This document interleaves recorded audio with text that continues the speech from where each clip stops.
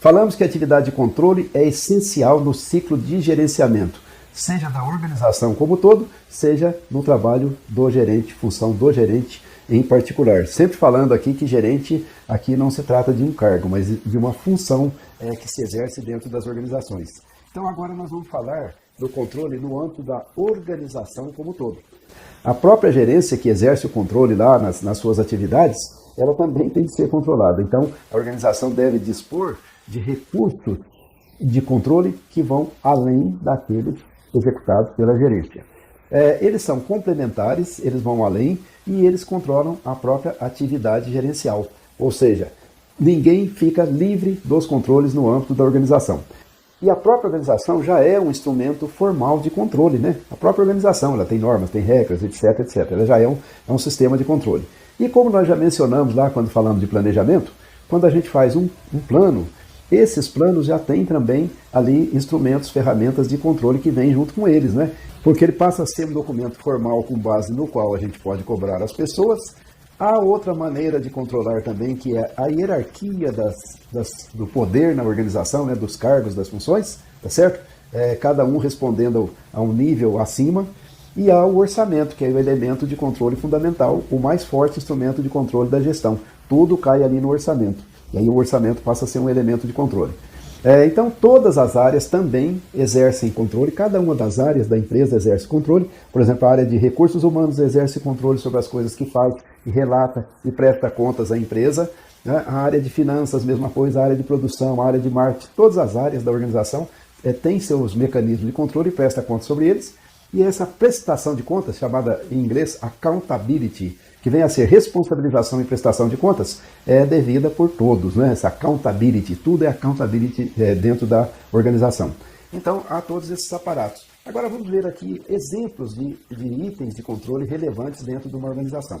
O desempenho da organização tem que ser controlado, né? Então, os resultados de vendas por unidade, por produto, por mercado, tem que ser controlado, tem que ter relatórios para mostrar como as coisas estão indo.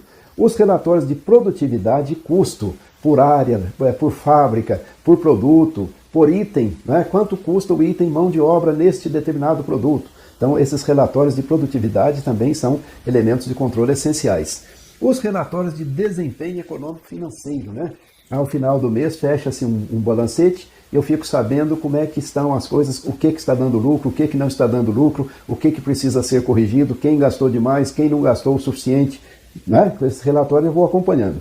O controle de caixa, né? Dia a dia, a qualquer hora uma empresa bem organizada sabe quanto tem no banco, quanto deve aos fornecedores, quanto tem que receber, como é que está a situação geral financeira da empresa.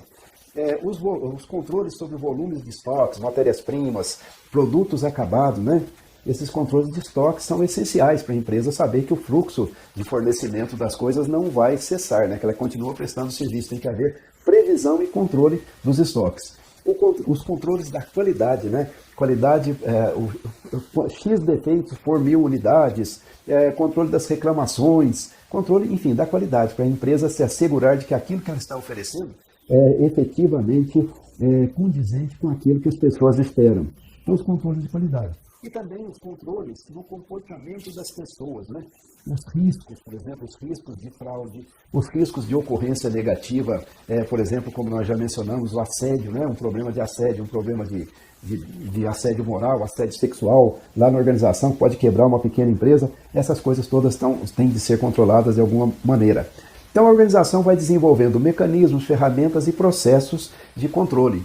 Vamos dar aqui alguns exemplos. Os manuais, né? Os manuais de processo, os manuais de procedimento, os códigos de ética internos, né?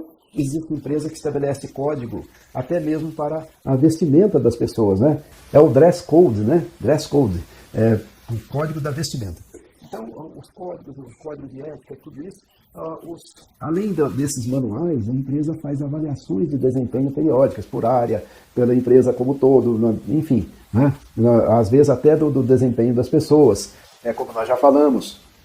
E, além disso, tem a supervisão gerencial, que está fazendo controle, né? Está fazendo controle. E não basta, não para por aí, porque acima das gerências tem outras gerências e assim vai. Então, há um controle.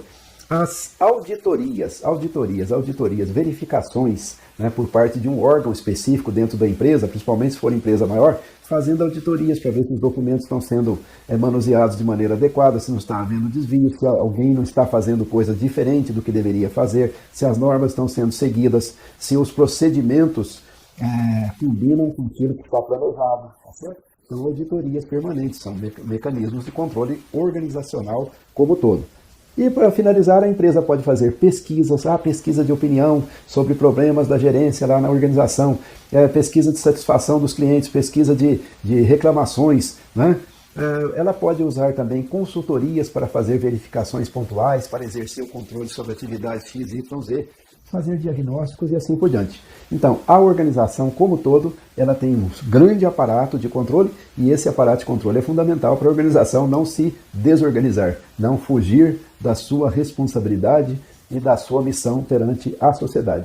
Então é isso, controle no âmbito organizacional. No próximo vídeo vamos falar de controle no âmbito gerencial.